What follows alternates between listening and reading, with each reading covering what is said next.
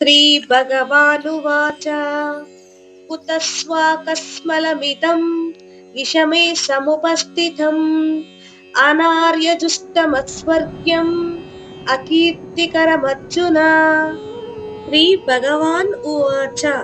శ్రీకృష్ణుడు పలికెను, కుతః ఎక్కడి నుంచి, త్వా నీకు, కస్మలం ఈ బలహీనత మలినమైన భావం, ఇథం ఇది, విషమే సముపస్థితం ఈ కఠినమైన సమయంలో ఉత్పన్నమైంది, అనార్యజుష్టం సద్గుణులకు తగినది కానిది, అస్వర్గ్యం స్వర్గ ప్రాప్తికి దోహదం చేయనిది, అకీర్తికరం కీర్తిని హరించే అపకీర్తి కలిగించే, అర్జున ఓ అర్జున.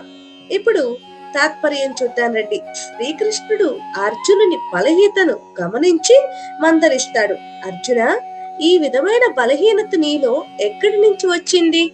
ఇది ఒక యోధునికి తగనిది కాదు. నీకు కీర్తిని ఇవ్వదు, స్వర్గాన్ని ఇవ్వదు. ఇది కేవలం అపకీర్తినే తెస్తుంది. ఇప్పుడు సందర్భం చూద్దాం రండి. మొదటి అధ్యాయం చివరిలో అర్జునుడు ధర్మ సంకటంతో యుద్ధం చేయలేనని ప్రకటించి తన గాంధీవాన్ని వదిలి కూర్చున్నాడు.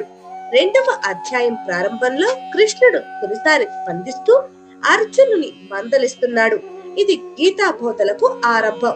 భగవద్గీత మరింత మందికి చేరువ కావాలి అంటే నా వీడియోని మీరు తప్పకుండా లైక్ చేయాలి.